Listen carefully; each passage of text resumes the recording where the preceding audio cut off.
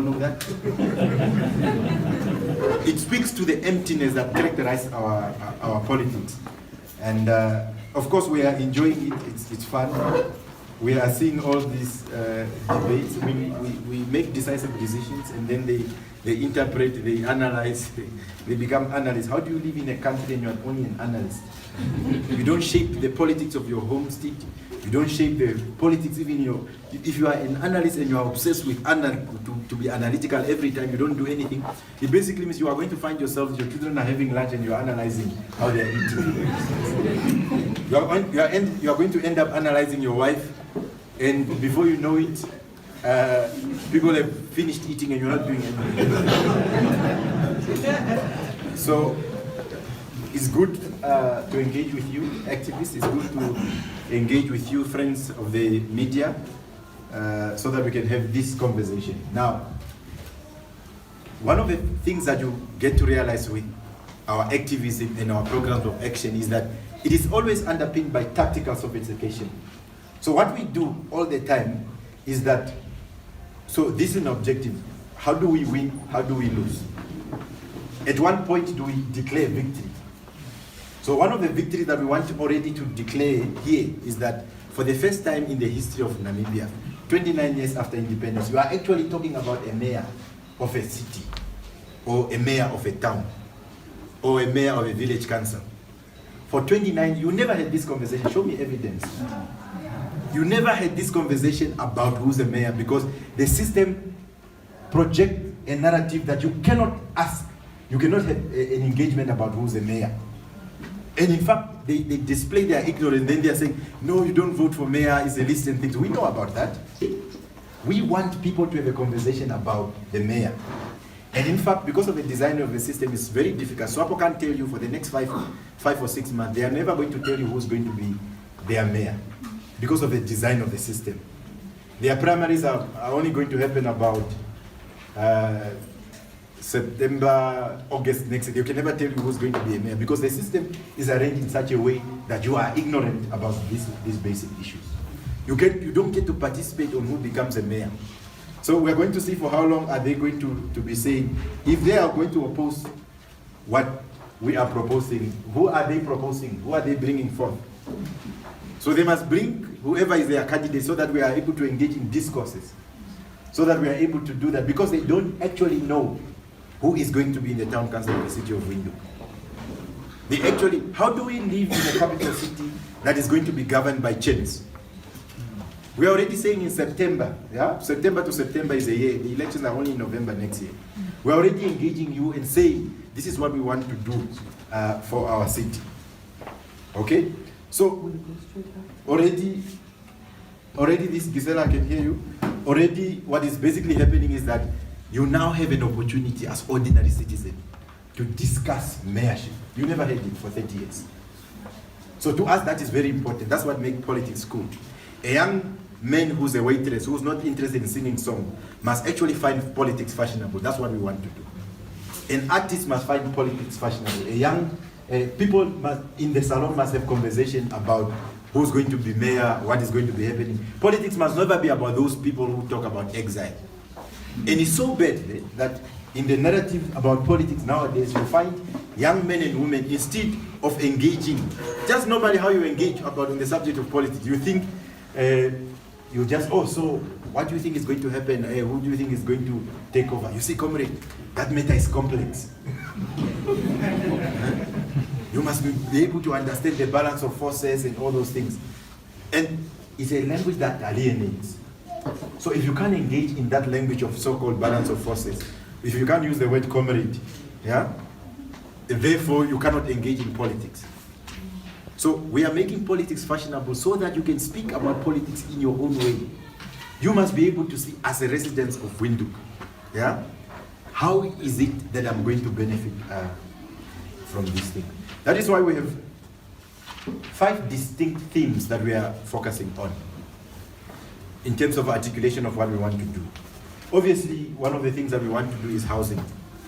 If I'm a failure in my own life, if I will not be able to do anything for anybody, I at least want to do one thing.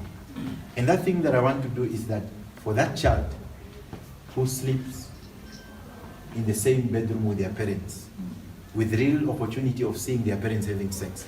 If I can just get a house for that family, that would be enough for me. That is all I want to do. So we speak about housing as human dignity. If we can just do a serious transformation of housing and be able to count what is it that we do in the life of somebody, that is what is going to be quite important for us. So we have housing obviously as priority above priority. The other thing that we have is happiness. So I think 6 months ago when we were having conversation with some of our colleagues about happiness, they can't understand, but how can you talk about happiness? Because happiness is an elusive, is unmeasurable. How do you say that you are concentrating on happiness? It's again this laziness and the nature of our politics. In the United Arab Emirates, they appointed a minister of happiness.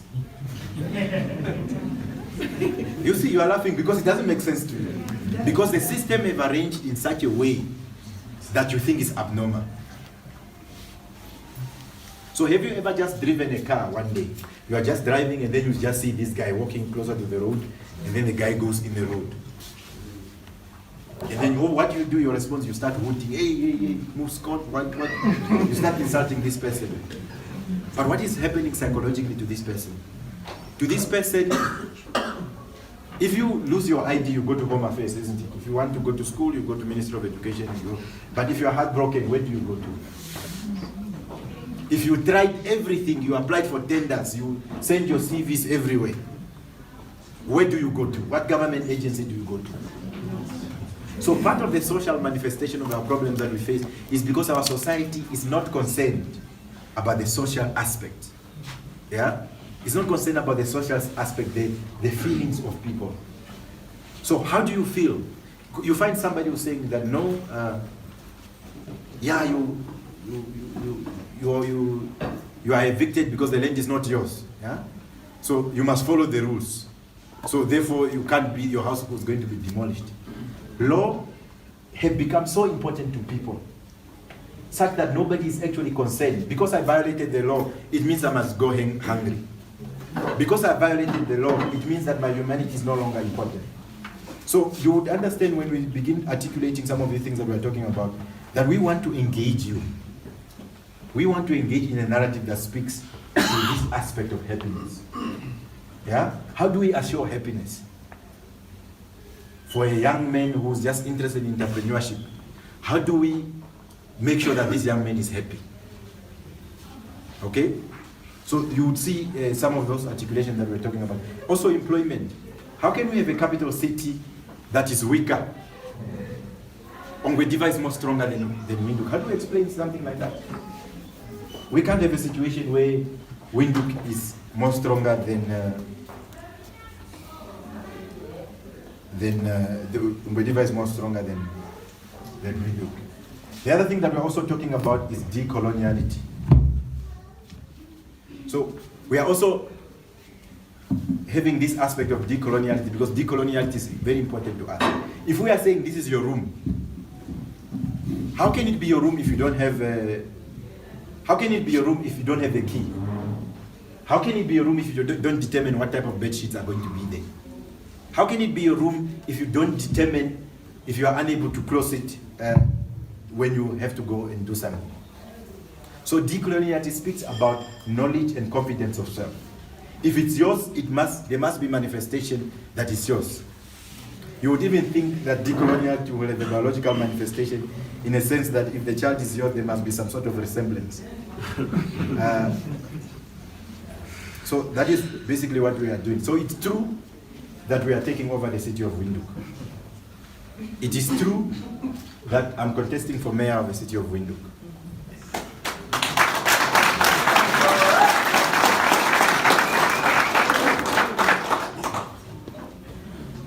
It is true that I'm not going to wear that chain.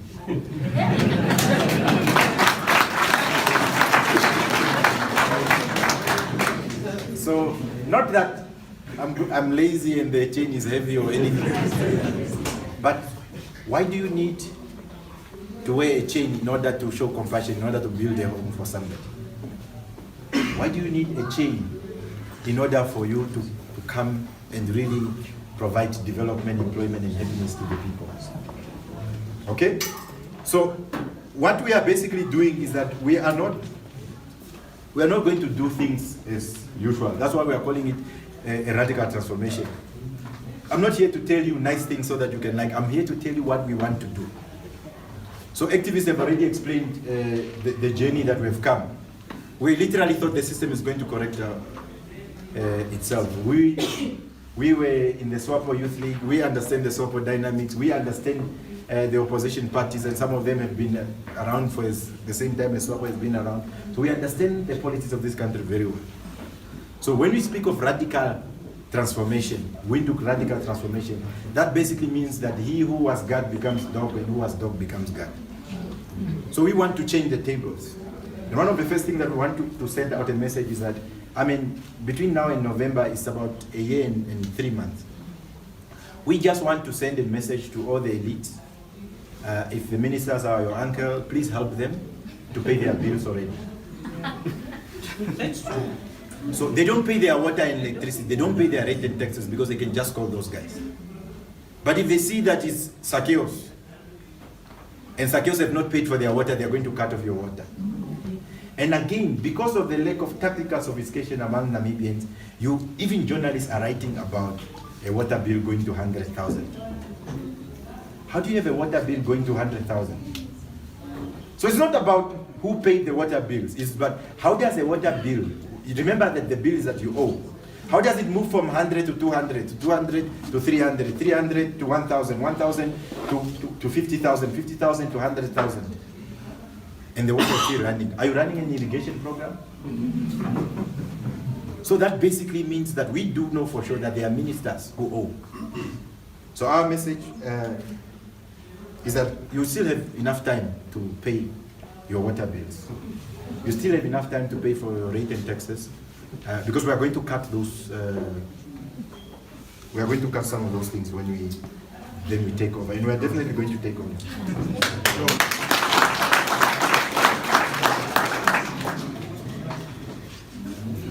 So one of the first things that we want to do as part of the WRT political intervention, we want to take meetings of councils. We want to take meetings of council to Ochomise. Yeah? The Local Authority Act says that meetings of council are public. But the Local Authority Act doesn't say that meetings of the town council, of a local authority, are public and can only take place in the chamber. So we can literally take a hall in Ochomise, take a hall in Kuriangaba, and have councillors meeting there and have their discussions there. So those are one of the political interventions, so that people can get to understand it, because it's easier for you to make decisions that are self-serving in the chamber. Now imagine if there's an agenda for Korea Hub. Some houses must be demolished in Korea Hub, and that meeting take place in Korea Hub. That basically means the person whose home is likely to be demolished would also be sitting in the meeting, because you're having a meeting in a place nearby. So those are the type of interventions that we want to do. When you go just between Hilton and the city of Windhoek, you see a statue that's been standing maybe for probably 70 years. It's a statue of Kurt Francois from Koiso, I can't pronounce it. He's a German soldier. Yeah? So, I mean, the Germans came here in 1800s. How is it possible that it's going to have, he would have discovered Windhoek? It's not possible for that Kurt guy to have discovered Windhoek, because even in our indigenous languages, there are names. In Damara, there are names called Kaikam, isn't it? Huh? In Ocherero, they call it Oshomithe. How do you discover? How do you go to another country and discover a place? So we're going to remove that guy, probably in the first 2 weeks.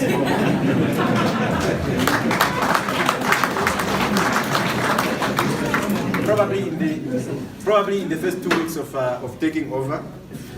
And what I'm going to be doing, since I'm participating in this boxing thing, I would already be there. I passed by the statue yesterday just exercising.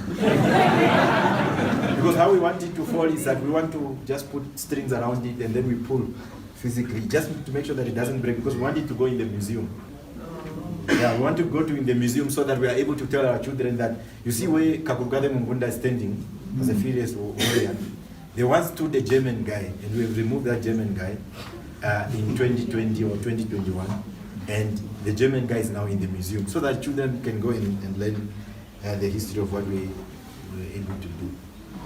So we are going to do a series of political intervention, and you're going to, George at the end is going to articulate exactly what is going to happen. Now, of particular importance to us is WRT economic intervention.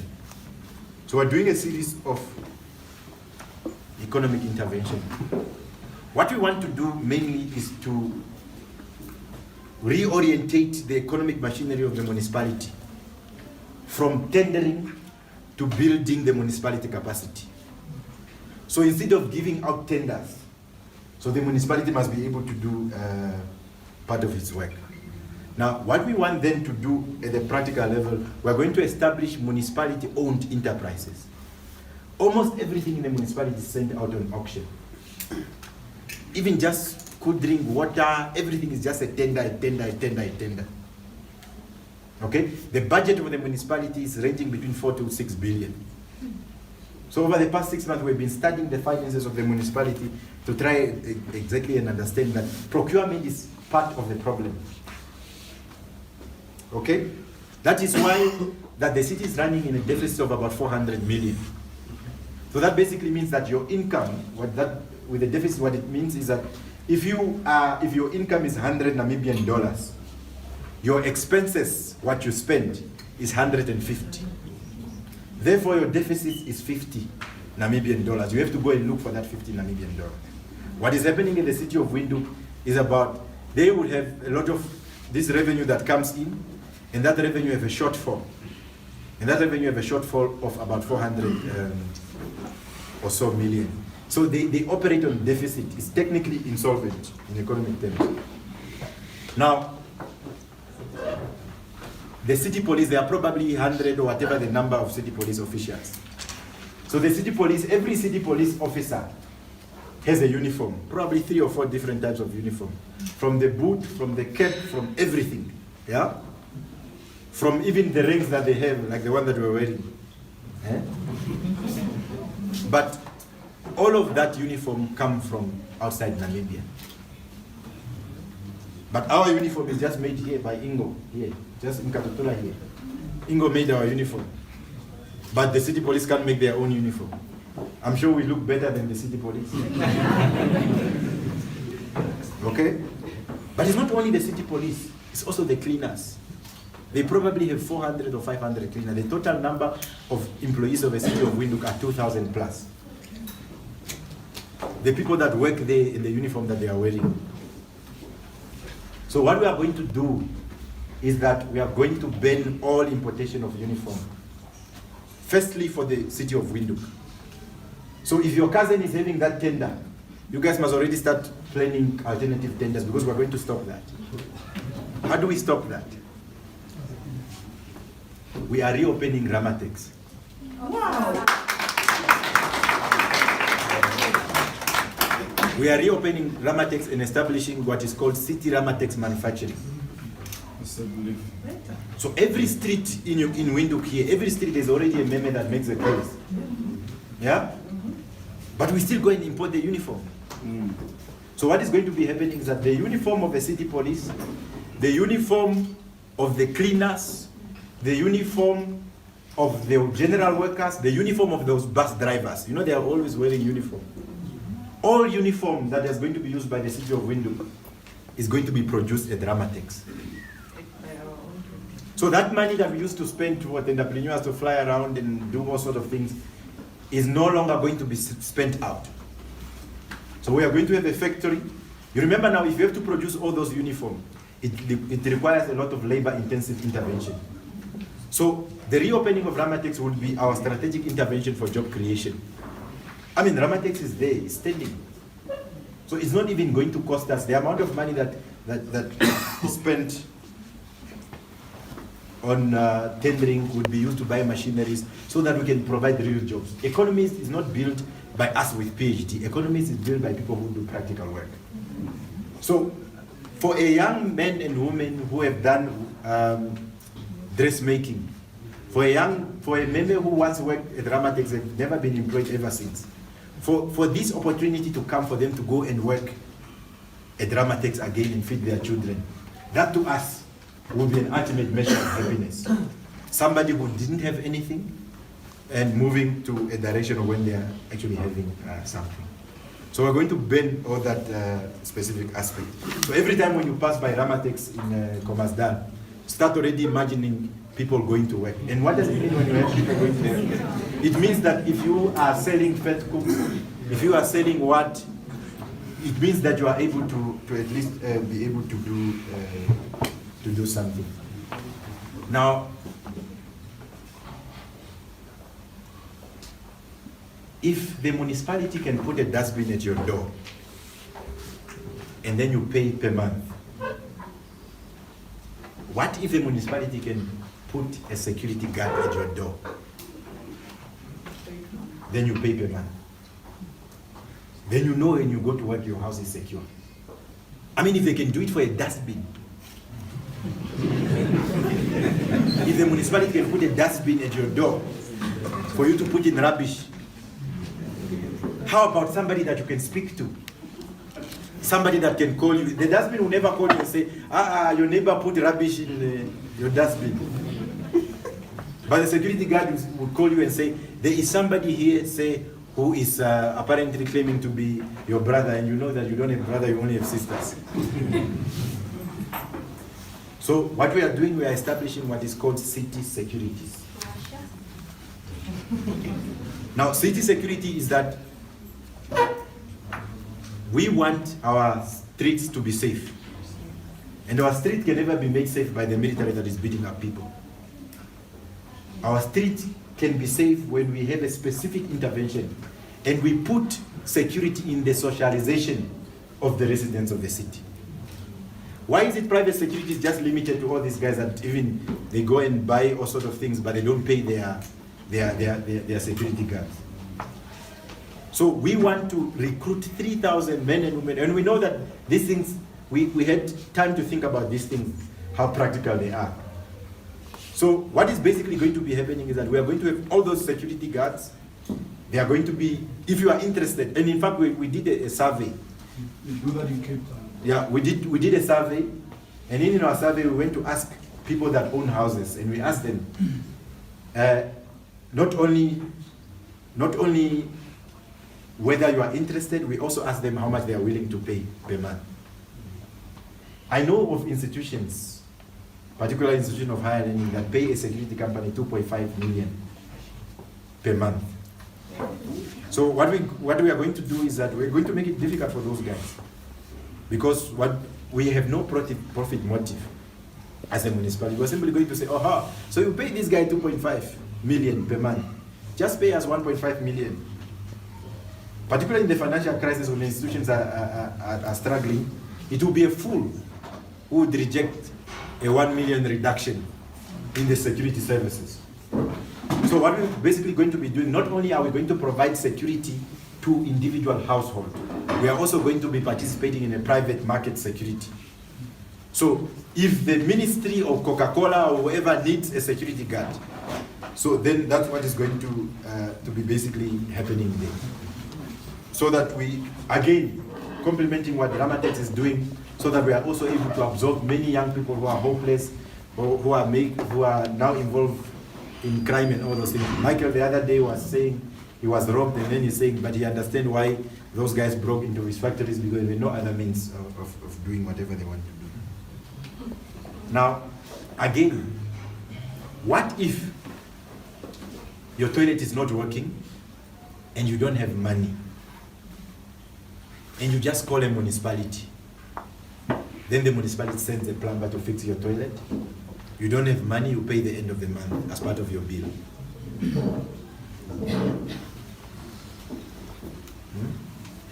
What if your bulb is not working? Now you are basically at the mercy of this capitalist. The capitalist will never do any arrangement for you to pay at the end of the month. But if a municipality is able to provide a service by sending you a plumber, by sending you an electrician, by sending you somebody, a carpenter, by sending you and then obviously after the work is done, you simply just sign the receipt, and then you are billed at the end of the month. Why do we have Windhoek Vocational Training Center and the municipality is unable to articulate any position as far as VTC is concerned? So what is going to happen is that immediately once we take over, we're going to seek a meeting with WVTC. We're going to say to WVTC and say, give me your best carpenters. Give me your best. If you have 100 of them, I just want to take 20 of them. They are going to be in the employment of the municipality.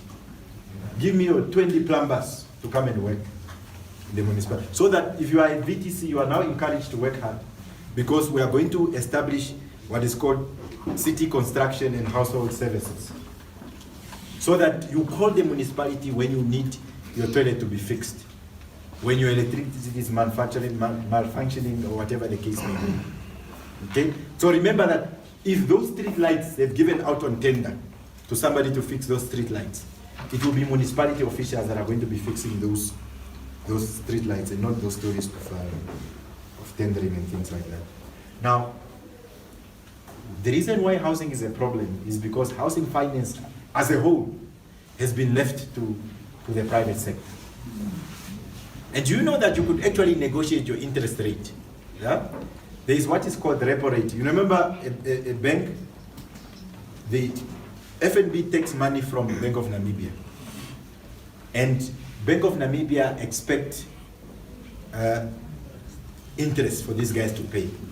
The rate at which they are going to retain, the interest that the FNB is going to pay to Bank of Namibia is called repo rate. What the banks do when they loan you money, they add something on top. Okay, that is what now is called the interest rate that you now have. So if the repo rate currently stands at 9 point something, isn't it? Or is it 10? 6. Repo rate. 6.5. It's actually 6.5. Yeah. So in other words, the bank, if the bank borrows 1 million from, if a bank borrows, the interest is going to be less. If a bank borrows money from Bank of Namibia, the interest rate is only at 6%. But when you borrow money from the bank, they charge you maybe 12 or 11.5%. Okay? So housing finance as a whole has been left to this private sector. So what we are going to be doing, and we have been having a lot of meetings with the Bank of Namibia and all these guys. Of course, they didn't know what we are thinking. So we wanted to establish a building society for quite a number of times. And there are many institutions that we have established successfully. We have established People's Litigation Center that is giving them a lot of headache out there. It's functioning on its own, it's independent of us. Building societies, some of the institutions we have retained them. So we are going to establish a city building society. So what you basically do that, now if you want a 500,000 for you to build your house as a loan, you are now going, you are in Windhoek, you are now going to have two options. You can go to the Bank of to Bank Windhoek or FNB and borrow money and then be charged at the highest interest that you can find.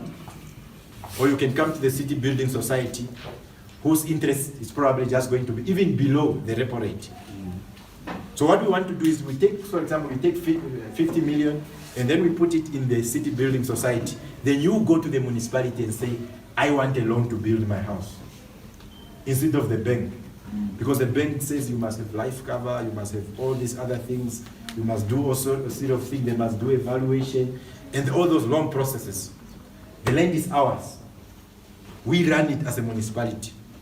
Why is it that we are unable to help our people? So once we have this building society that is run by the municipality, so we're going to give you land. After giving you land, we send you to the city building society, and then they give you a loan. After the city building society gives you a loan, and city construction goes and builds the house for you. Do you know what that basically means? It means that there's no tendering of the land and all these other things, PPP, auction and all those things. It means the bank is removed from the transaction. It means this so-called developer also removed from the transaction. That is what is meant by radical transformation, because we are fundamentally changing the patterns of how these things are done. And if Pau Pau here writes a letter to the municipality and say, municipality, I want to build a mall. Okay, you are Langa Haikari, you want to build Groove Mall. Now you don't have money yet. You don't have land. You go to municipality, you write to them, you give them a proposal that you want to write, you want to build Groove Mall. The municipality gives you a letter and say, fine, we are ready to give you the land. You take the very letter that you get from the municipality and you take it to GIPF. GIPF give you money and then you build Groove Mall. We are saying, so it can happen.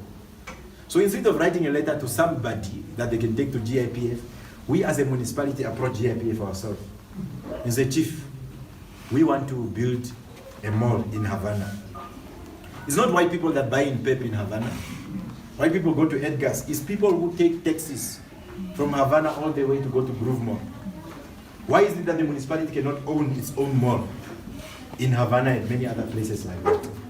So city property development, it basically means that the municipality is going to be building industries. We have northern and southern industry built a long time, but we don't have eastern and western industry. So Ramatex is going to start as being part of the industries that we want to do. Now, City Cycling is one of the companies that we also want to establish the municipality-owned enterprises. Now, City Cycling, what is going to be happening is that we want to bring in or assemble 5,000 bicycles. Those students that are struggling must be able to go with the bicycles, because the bicycle doesn't ask for fuel. They must be able to go to these places freely. We must build bicycle lines, just like how it's happening to many other places. Who says if you are a manager, you can't? I mean, some of you just work, you live in Eros and you just work in town. Imagine some guy who work for GIPF and just here GIPF and they are in Eros. They must drive. Just because it is the only, people think it's the only way. But if you put a bicycle there, you are going to be fit. Yeah?